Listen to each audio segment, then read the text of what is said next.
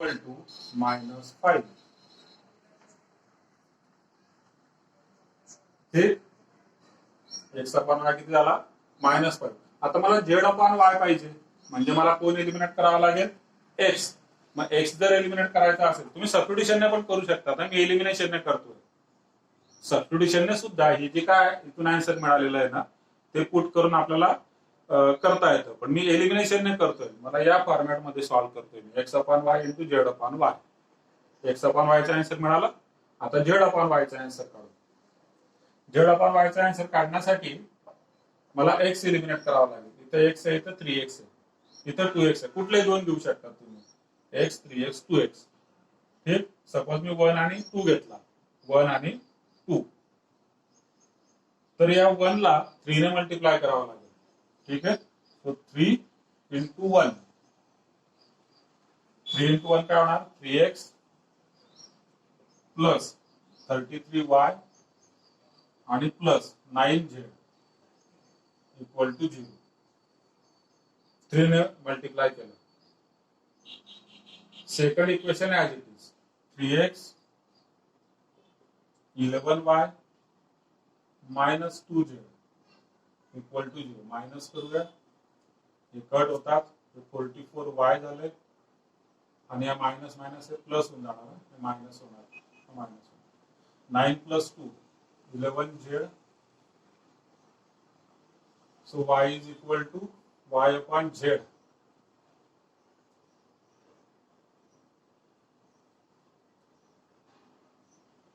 So 44y equal to minus 11z. Y is equal to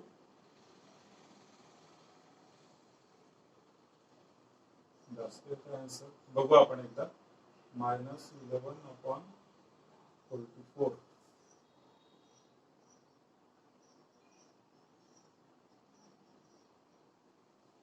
एक minute, आपण काय चूक केली काय याच्यामध्ये बघा बरं.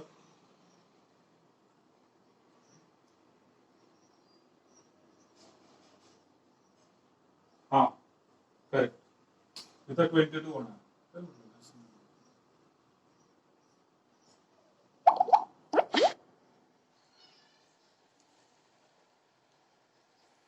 ओके, तर हे या पद्धतीने होईल. चेक करा एकदा. बॅटरी लो इंडिकेशन असतं हे. z upon y. ठीक आहे, 33 मायनस 11 22 होणार, मायनस साइन होणार या ठिकाणी. 9 प्लस 2 11z. सॉल्व्ह केल्यानंतर हा y अपॉन z चा आन्सर आहे मायनस 1 अपॉन 2, म्हणजे z अपॉन y होणार मायनस 2. अँड नाउ याचा आन्सर आता बघा काय होतं, x अपॉन y म्हणजे मायनस 5 आणि z अपॉन y म्हणजे मायनस 2. आन्सर झालं plus 10.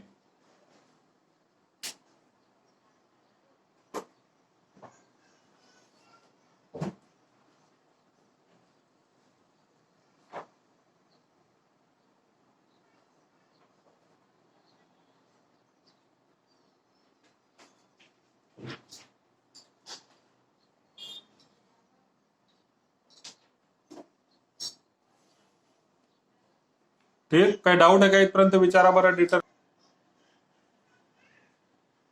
Mathematical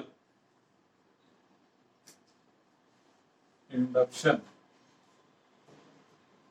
this we already studied in the boards. ठीक, काही नवीन गोष्टी आपण या ठिकाणी डिस्कस करूया. So first of all, what is a statement. Statement, so 12th मध्ये सुद्धा येणार आहे. 12th मधलं खूप इंटरेस्टिंग चॅप्टर आहे मॅथमॅटिकल लॉजिक.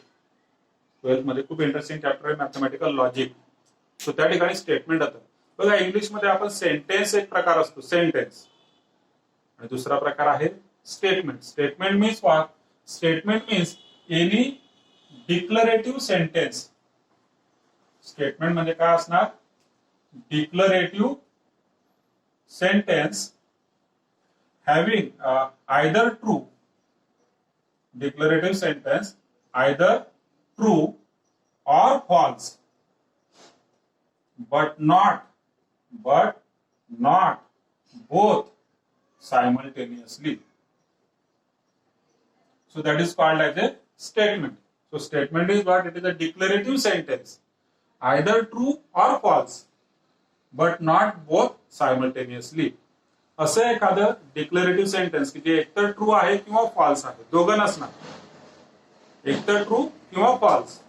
ठीक आहे. जसं जस्ट फॉर एक्झाम्पल, प्रणव खूप हुशार आहे.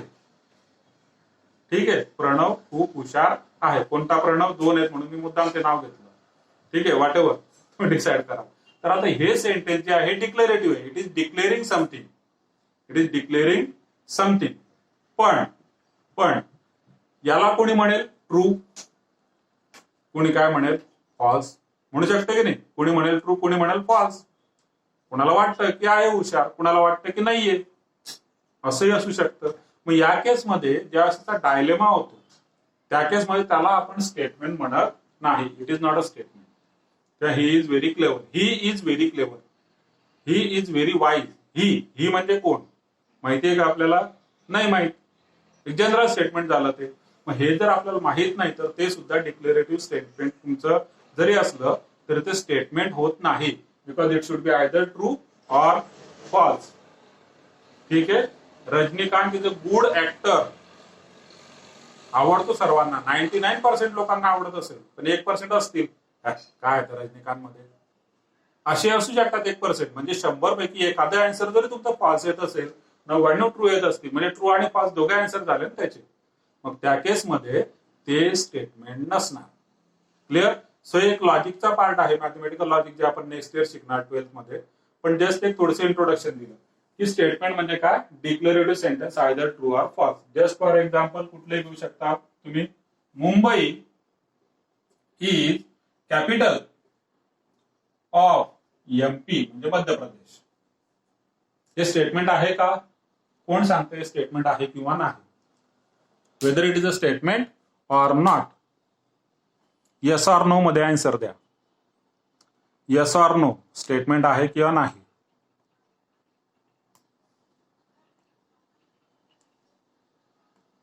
बघा, बरेच जण कन्फ्यूज झाले. Mumbai is capital of MP.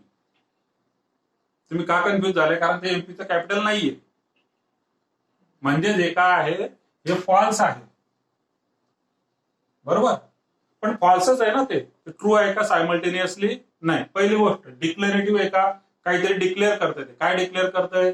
Mumbai is capital of Madhya Pradesh. So this is a statement. Though it is false, it is a statement. Because statement can be true or it can be false. But not both simultaneously. इथं काहीच confusion नाहीये की कोणी म्हणणार हो, कोणी म्हणणार नाही, असं आहे का? नाही. नाहीच आहे ना. मुंबई ही मध्य प्रदेशची राजधानी नाहीच आहे. म्हणजे स्टेटमेंट आहे पण ते फॉल्स आहे. ठीक. So this is the statement but it is false. So this is called as a statement in English language. ठीक आहे. आपण अजून एखादं एक्झाम्पल घेऊ शकतो. अजून एखादं एक्झाम्पल घ्या. There are 7 days in a week. हे सांगा बरं, हे स्टेटमेंट आहे का? हे तुम्ही लगेच सांगू शकणार. येस म्हणणार तुम्ही. हे लगेच सांगता येतं कारण हे ट्रू आहे ना. हे ट्रू आहे. करेक्ट? येस. सर्वांचे आन्सर येस. करेक्ट. कारण हे ट्रू आहे. पण आणि हे ट्रूच आहे. असं काही आहे का की भारतात 7 दिवसांचा आठवडा आहे आणि पाकिस्तान आपल्या विरुद्ध चालतं म्हणून त्यांच्याकडे 5 दिवसांचा आठवडा आहे? असं काही आहे का? नाही. सर्वांकडे एनिवेअर एनी टाइम हा एक कन्सेप्ट अजून सांगेल मी तुम्हाला. Anywhere any time. कधीही कुठेही तुम्ही तर 7 दिवसांचाच आठवडा असणार आहे. So this is a universal truth that there are 7 days in a week. So it is a true statement. So this is also statement. Now next, these are just statements. ठीक है? Now I am talking about mathematical statement. Mathematical statement. आपण जास्त detail मध्ये शिकलो नाही त्यामुळे तुमचं answer चुकलं तर फार काही घाबरण्याची गरज नाहीये की सर स्टेटमेंट नाही आम्ही सांगू शकलो. 5च मिनिटात आपण स्टेटमेंट शिकतोय. 5च मिनिट झालं.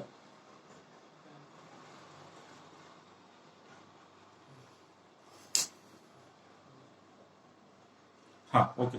तर लॉजिक आपण 5च मिनिटात कन्सेप्ट क्लिअर करून घेतो आहे. तर त्यामुळे आन्सर चुकलं तर काही घाबरायचं नाही. बरं. आता मॅथमॅटिकल स्टेटमेंट म्हणजे काय, तर स्टेटमेंट तर असणारच, स्टेटमेंट असणार, पण त्याच्यामध्ये मॅथमॅटिकल ऑपरेटर्स असतील, then it is called as a mathematical statement. ठीक आहे. So statement containing mathematical operators, त्याला आपण मॅथमॅटिकल स्टेटमेंट म्हणूया. सो इथे इंग्लिशचे स्टेटमेंट झाले. जस्ट फॉर एक्झाम्पल, समजा मी असं म्हणत असेल 5 greater than 7, 5 is greater than 7 mathematically लिहिलं, हे स्टेटमेंट आहे किंवा नाही हे अगोदर मला सांगा, whether it is a statement or not.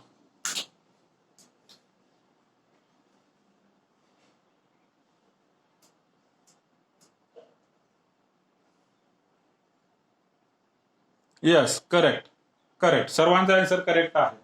आता बरोबर आले तुम्ही. जरी ते फॉल्स असलं तर फॉल्स असू शकतं ना. Statement can be false, statement can be true, but not both simultaneously. Not both simultaneously means मी काहीतरी म्हणतोय, तुम्ही काहीतरी म्हणताय, अजून दुसरं कोणतरी अजूनच काहीतरी सांगतोय, तर त्याला आपण काय म्हणतो की ते स्टेटमेंट नाहीये. या केसमध्ये this is false, 5 is not greater than 7 माहिती आहे सर्वांना, this is false, but then it is a statement. ठीक आहे, then it is a statement. Similarly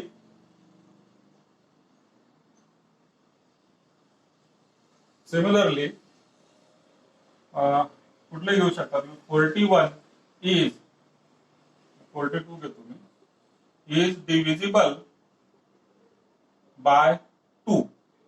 41 is divisible by 2. Sorry, 42 is divisible by 2. So it is what? It is a statement, but it is a true statement. So statement साठी फक्त इतकेच rule नाही, अजून काही rule आहे. एक महत्वाचा rule तर हा आहेच. मग इथे अजून एक शब्द आहे बघा, हा काय आहे, डिक्लरेटिव्ह. मॅथमॅटिकल येतं, क्लिअर आहे, सोपं आहे. Declarative means it should declare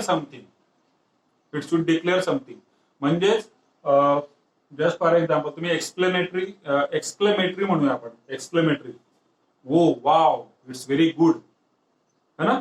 तर या टाईपचं जे असतं स्टेटमेंट नसतं. किंवा order or request, please give me your pen, it is not a statement because I am requesting someone. ठीक आहे. May I come in, so it is interrogative, that is you are asking a question, then it is also not a statement. ठीक.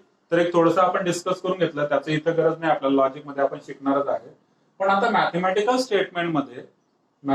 Statement either true or false, not both simultaneously. Clear. Then या mathematical statement मध्ये there are certain mathematical statements related to natural numbers. जे काय आपण problems बघितले mathematical induction मध्ये, मी सांगितलं होतं की they are all properties of natural numbers. 1 square plus 2 square plus 3 square is having some value. ठीक आहे, काहीतरी एक त्याचा फॉर्म्युला आहे. तसंच 1 cube, 2 cube, 3 cube काहीतरी एक फॉर्म्युला आहे. So all these are properties of natural numbers. ठीक. तर त्याचे नॅचरल नंबर्सचे जे आहेत ते स्टेटमेंटला आपण म्हणतो पी ऑफ एन. तर बघा मी कसा सिम्बॉल येतो, किंवा पी ऑफ एन आपण equivalent. So this denotes a mathematical statement related to natural number n. Mathematical statement involving natural number n. Takes what? Treating with this term p of n in mathematical induction. Next,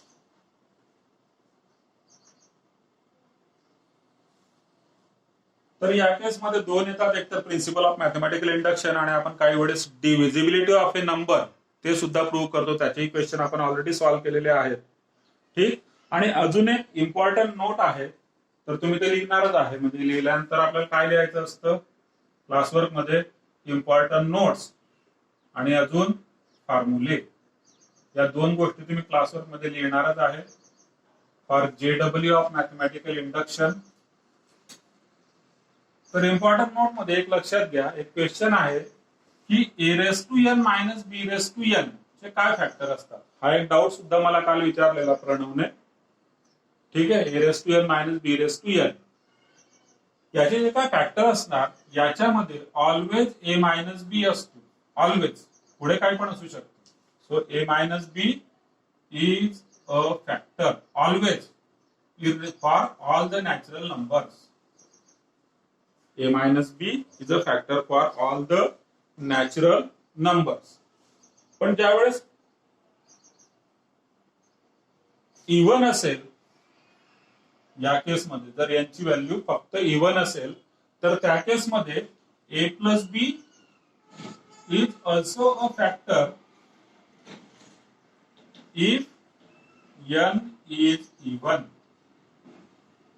If n is even. तो खूप महत्वाचा concept आहे. a raised to n minus b raised to n मध्ये a minus b is always a factor irrespective of value of n. फक्त n कसा असला पाहिजे, natural number. ठीक. पण जर n हा इव्हन नॅचरल असेल, even natural, if n is even natural, even natural म्हणजे 2, 4 वगैरे असेल तर त्या केसमध्ये ए प्लस बी हा सुद्धा एक फॅक्टर याचा असतो. जस्ट फॉर एक्झाम्पल तुम्ही ऑब्झर्व करा, मी आता यांची व्हॅल्यू 2 घेतो तर ए स्क्वेअर मायनस बी स्क्वेअरचे काय फॅक्टर असतात, a minus b, A plus बी. म्हणजे ए मायनस बी तर आहेच, ए प्लस बी सुद्धा आहे. ठीक. पण तेच जर मी ऑड साठी घेतलं, ए cube minus b cube, odd साठी झाला, मग ऑड मध्ये ए प्लस बी नसणार. कोण असणार, फक्त ए मायनस बी. बघा याचे फॅक्टर काय असतात, a minus b a square plus a b plus b square. हे फॅक्टर आहेत a cube minus b cube. A plus b आहे का या ठिकाणी, नाही. का, कारण एन इव्हन नाहीये, एन या ठिकाणी ऑड आहे. फक्त ए मायनस बी मात्र आहेच, कारण तो सर्वांसाठीच असतो. ठीक. तर हा एक कन्सेप्ट आहे. पुढे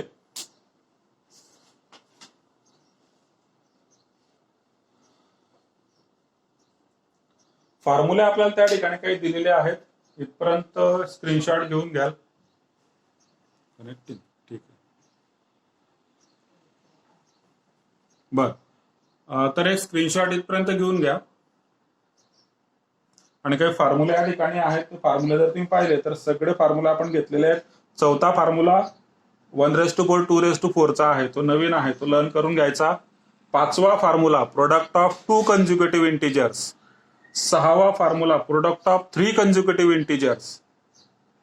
सातवा formula sum of even natural number. आठवा sum of odd natural number. 9 आणि 10 काय प्रकार आहे तो आपण बघूया. ठीक. फॉर्म्युले सगळं लक्षात आले. मी वर्डिंग मध्ये सांगितलेलं, वर्ड मध्ये मी सांगितलेलं. 1 2 3 तर माहितीच आहे आपल्याला, 4 नंबरचा 4th पॉवरचा आहे. 5 number product of 2 consecutive integers. 6 number product of 3 consecutive integers यांची sum. 7 number sum of even natural numbers. 8 number sum of odd natural numbers. 9 आणि 10 काय आहे तो बघू आपण.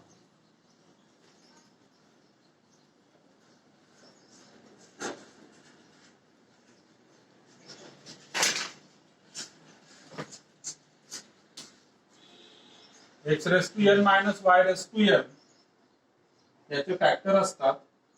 एक्स मायनस 1 तर हा कॉमन फॅक्टर असणारच आहे. आणि दुसरा जो फॅक्टर बरोबर रिअल नंबर्स. ठीक आहे. तर एक जे काय आन्सर मला सांगण्यात आलेलं हे आन्सर अतिशय उत्कृष्ट आन्सर आहे. पण मग हे मला एक्सपेक्टेड नव्हतं, पण ठीक आहे, आलेलं तर हे पण डिस्कस करूया. कॉम्प्लेक्स नंबर मध्ये याचे जे फॅक्टर येतात ते कॉम्प्लेक्स नंबर मध्ये येतात. रिअल नंबर सिस्टीम मध्ये मी तुम्हाला आठवत असेल बेसिक मॅथचं जे काय लेक्चर आपण घेतलं होतं, बेसिक मॅथ म्हणजे सगळ्यात पहिला व्हिडिओ जो तुम्ही शेअर म्हणजे तुम्ही जॉईन झाल्यानंतर सगळ्यात पहिल्यांदा मी तुम्हाला तोच दिला असणार प्रत्येकाला. बेसिक मॅथ्स फॉर्म्युले त्यामध्ये आपण सर्वांचे फॅक्टर्स लिहिले होते. आणि मी इथे लिहिलं होतं a square plus b square is equal to what, सांगतो थोड्या वेळाने, असंही सांगितलं होतं. आणि नंतर मग याचे फॅक्टर्स आपण काय लिहिले, it does not have any factors. A square minus b स्क्वेअरचे आहेत a plus b a minus b. Now this factors are using this root. यांची व्हॅल्यू 2 घेतलेली आहे, या तुलनेत फॅक्टर पडलेले आहेत. या केसमध्ये मात्र तुम्ही इतर रूल वापरू शकत नाही. का नाही वापरू शकत आहे? कारण या ठिकाणी यांची व्हॅल्यू किती आहे? 2. आणि हा फॉर्म्युला फक्त ऑड नॅचरल साठी आहे, इव्हन नॅचरल साठी नाहीच मुळात. कारण इव्हन नॅचरल जर असतील नंबर या ठिकाणी तर त्यांचे फॅक्टर्स पडत नाही, लक्षात ठेवा. क्लिअर? तर याचे फॅक्टर्स पडत नाही, हे कॉम्प्लेक्स नंबर मध्ये पडतात. हे कॉम्प्लेक्स नंबर मध्ये पडतात. काही जण याला म्हणतात की हेही आन्सर आलेलं पण मला फॅक्टर्स पाहिजे होते, मायनस किंवा प्लस QAB वॉटेवर. हे फॅक्टरच्या फॉर्म मध्ये नाही. ठीक आहे, this is not in the form of factors. Okay, तर इतकं कन्सेप्ट आहे. 12:20 झालेले आहेत. एका क्वेश्चनचा आन्सर मला तुमच्याकडून ग्रुपवर पाहिजे आहे. व्हॉट इज पुरांड? ठीक, ते टाका. आणि आजचा होमवर्क तुम्हाला माहिती आहे 50-55 जे काय क्वेश्चन असतील ते सॉल्व्ह करा, रात्रीपर्यंत करा. मला डाऊट्स पाठवा जे काय असतील. उद्या आपण त्याचं डाऊट सेशन घेऊ. ठीक, चल. So let's end the meeting now. कुणाला काही सांगायचंय, काही बोलायचंय?